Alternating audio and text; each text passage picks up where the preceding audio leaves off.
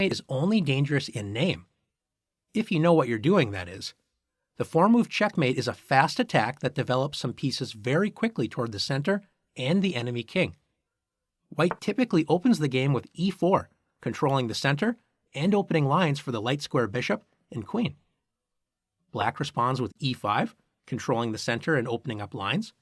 And after bishop to c4, white quickly brings the bishop to an active diagonal, controlling the center and pointing at the weak f7 square.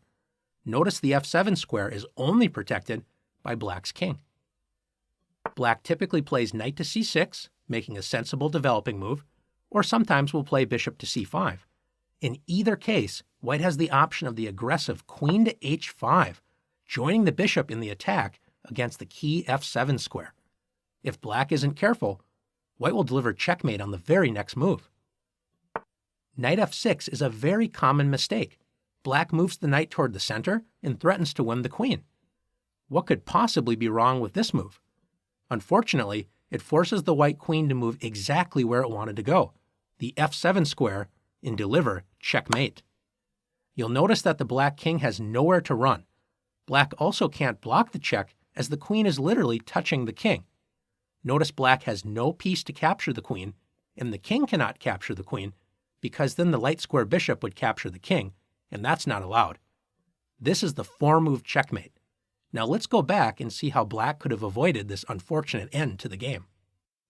After the moves e4, e5, bishop c4, knight c6, and queen h5, black must block the f7 square.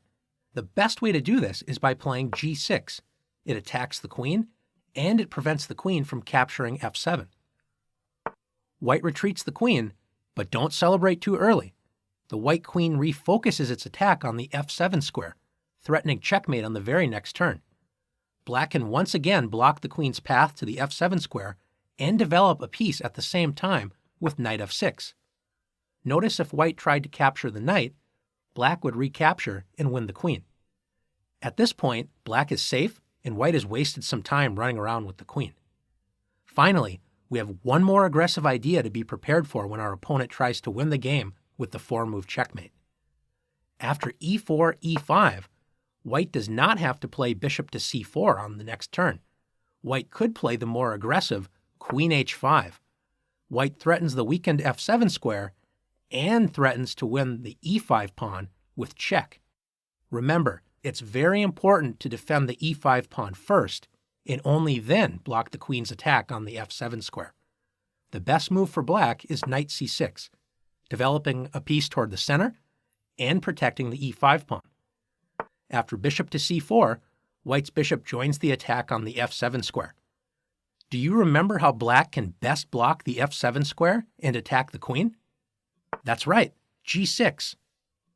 White sets up another checkmate with queen f3, threatening to take on f7.